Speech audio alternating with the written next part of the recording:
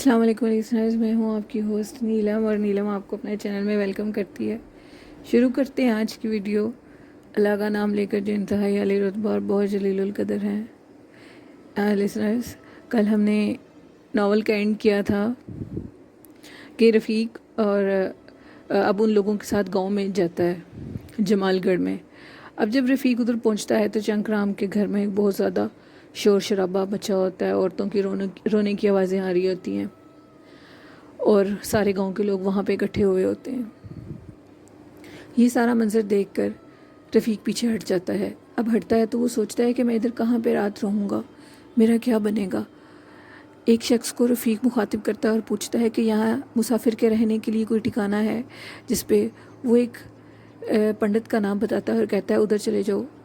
اور پھر پوچھتا ہے کیا تم مسلمان ہو یا ہندو؟ تو رفیق کہتا ہے کہ میں مسلمان ہوں۔ تو پھر وہ کہتا ہے کہ قریب ہی ادھر ایک مسجد ہے، لیکن اب وہ دربار میں بدل گئی ہے، اس کے ساتھ ایک گھر ہے علادین کا، اس کے گھر چلے جاؤ۔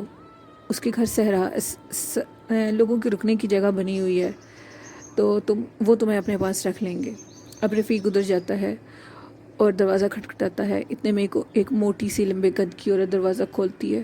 رفیق پوچھتا ہے کہ کیا یہ مسافر خانہ ہے، یہاں پہ رات رہ سکتے ہیں؟ وہ عورت رفیق کو اندر بلا لیتی ہے۔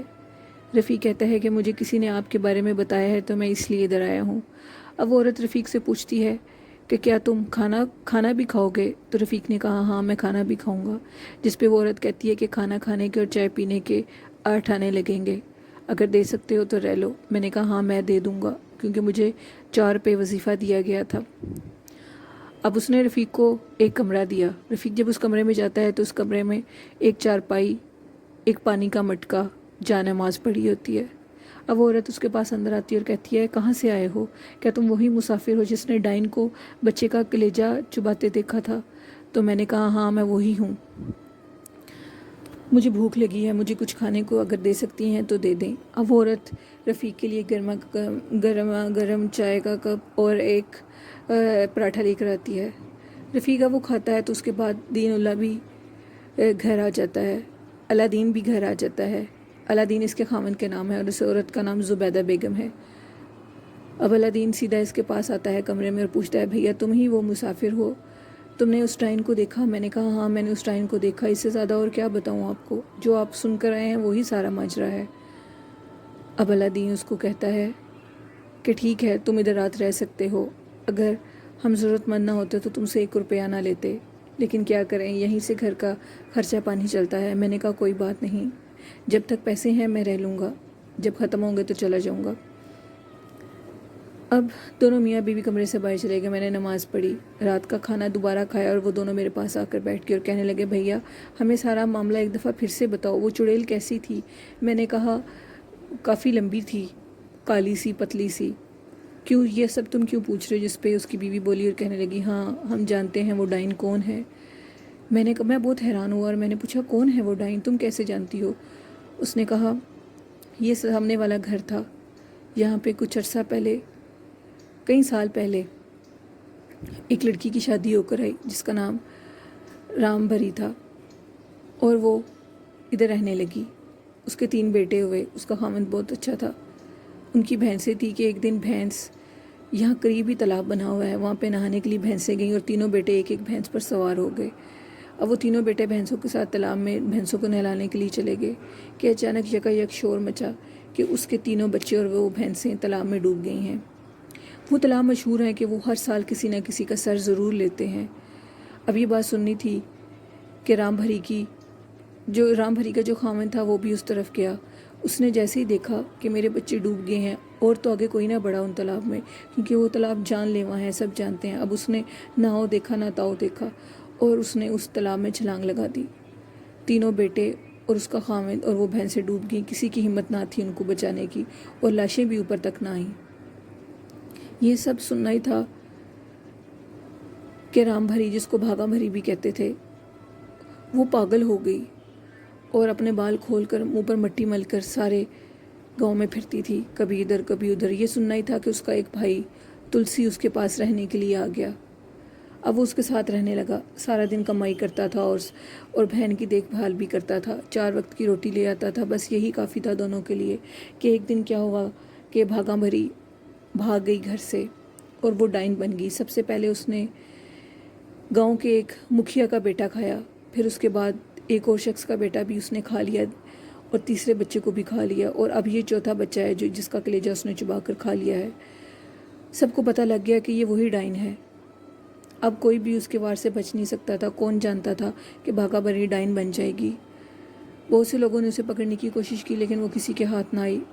بیچاری کی قسمت خراب تھی، کیا پتہ تھا کہ بھاگا بھری یوں ہو جائے گی۔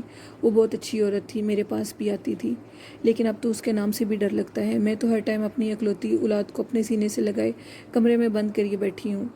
ہم سب بہت خوف زدہ ہیں۔ بہت سے لوگوں نے پہرے بٹھائے کہ گاؤں میں یہ کیا چیز ہے جو بچوں کو کھانے لگی ہے، لیکن ہم سب ناکام رہے۔ کسی کو نہ پتہ لگا کہ اچانک کسی نے دیکھ لیا اس کو، جب آخری بچے کو اس نے اس سے پہلے جس بچے کو مارا اس کا کلیجہ چباتے ہوئے گاؤں کے ایک لڑکے نے دیکھ لیا اور ہر طرح مشہور ہو گیا کہ بھاگا بھری ڈائن بن گئی ہے۔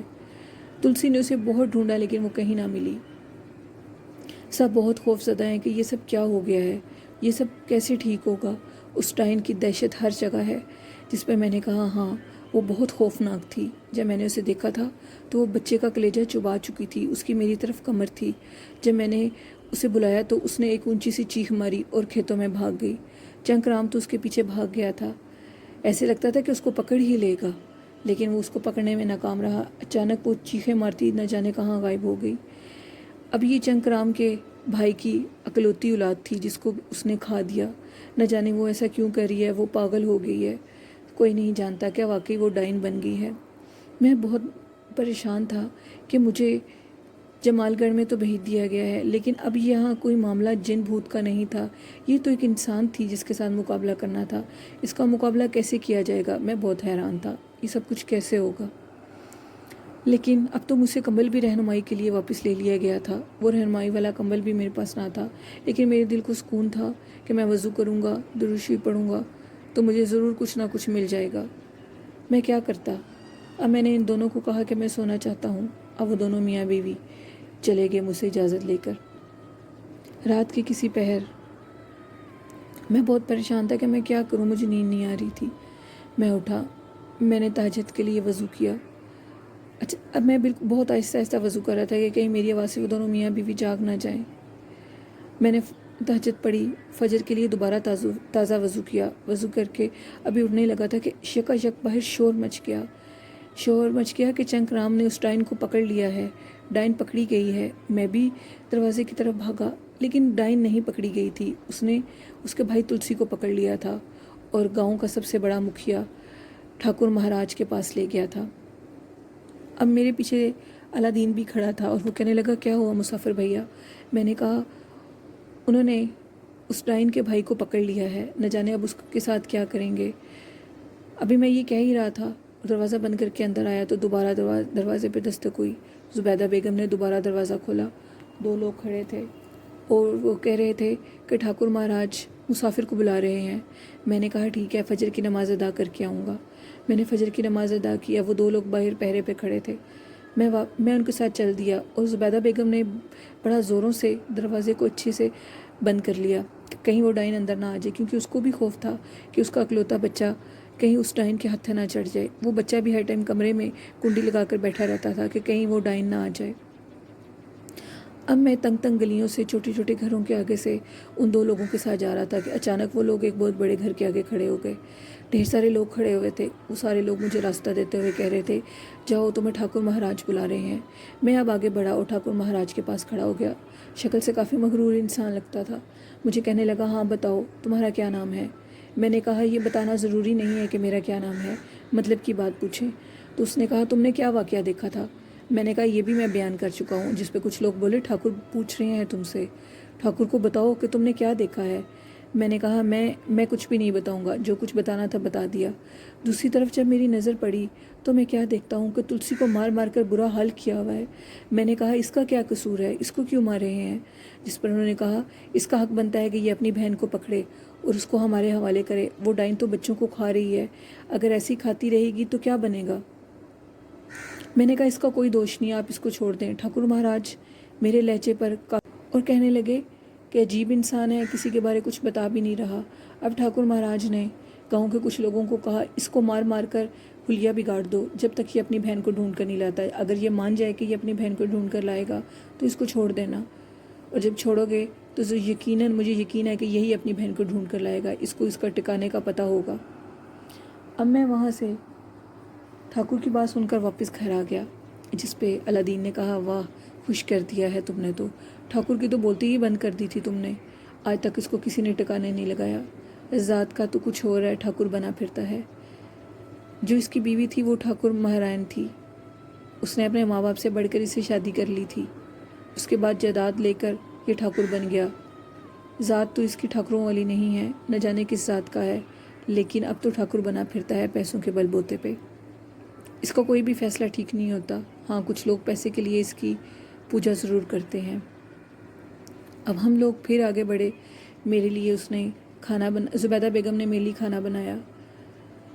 زبیدہ بیگم نے کہا اگر برا نہ مناؤ تو 1 روپیہ اور لگے گا کھانے کے لیے. اور جس پہ دین اللہ نے اپنی بیوی سے کہا شرم کرو, وہ کسی مصیبت میں یہاں بیٹھا ہوا ہے اور تم اس سے پیسے مانگ رہی ہو, اللہ مالک ہے. میں نے کہا نہیں, میرے پاس 1 روپیہ باقی ہے ابھی, میں یہ آپ کی بیوی کو دے دیتا ہوں. اگر کل میرے پاس پیسے ہوئے تو میں رہ لوں گا, ورنہ چلا جاؤں گا.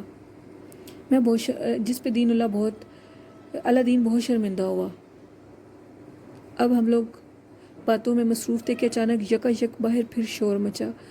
ہم لوگ کیا دیکھتے ہیں کہ تلسی کے اوپر بہت زیادہ پتھر مارے جا رہے ہیں.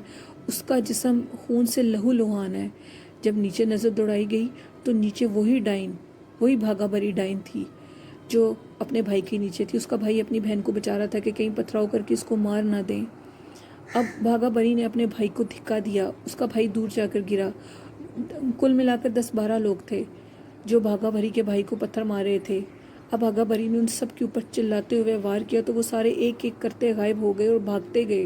یوں بھاگے جیسے گدھے کے سر سے سینگ بھاگتا ہے. یہ منظر دیکھ کر ہنسی بھی آئی. بھاگا بری بہت خوفناک چڑیل تھی, اتنی خوفناک تھی کہ اس کی شکل دیکھ کر خوف آ رہا تھا. زبیدہ بیگم نے تو اپنے گھر کے دروازے بند کر لیے اور کہنے لگی ہائے چڑیل نے میرے گھر کا منہ تو نہیں دیکھ لیا, کہیں یہ میرے گھر نہ آ جائے.